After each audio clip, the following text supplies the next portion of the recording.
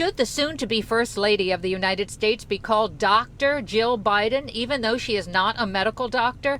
In a stinging opinion piece in the Wall Street Journal, op-ed writer Joseph Epstein said it is both fraudulent and a touch comic that she calls herself doctor, since Jill Biden's degree is a Doctor of Education from the University of Delaware. The patriarchy has returned, and it's returned in the form of someone who, forget about even the disagreement over the use of the term doctor, but the insulting way that he went about it, using a term like fraudulent and calling her kiddo.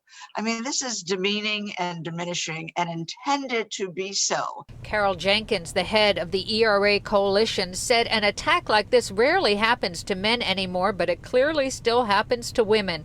Letters to the Wall Street Journal and so many tweets criticizing the Wall Street Journal opinion section for a lack of transparency and fact-checking. And women in academia were particularly offended, like Dr. Naomi Broner, a clinical psychologist and adjunct associate professor at NYU. The reaction was clearly that this was misogynistic. It is interesting at how threatening it is for the writer of this op-ed and for others to see a woman in a position of power and to be accorded, the nod for her education.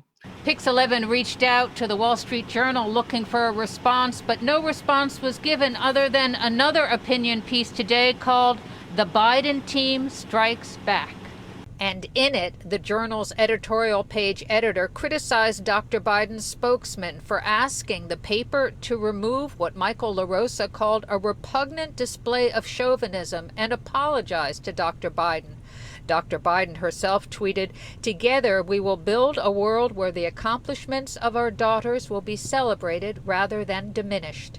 I think that it's an incident that will shed light on the fact that we have not moved that far along, that there are still people out there who feel that they can insult women and get away with it. McGee Hickey, Pix 11 News.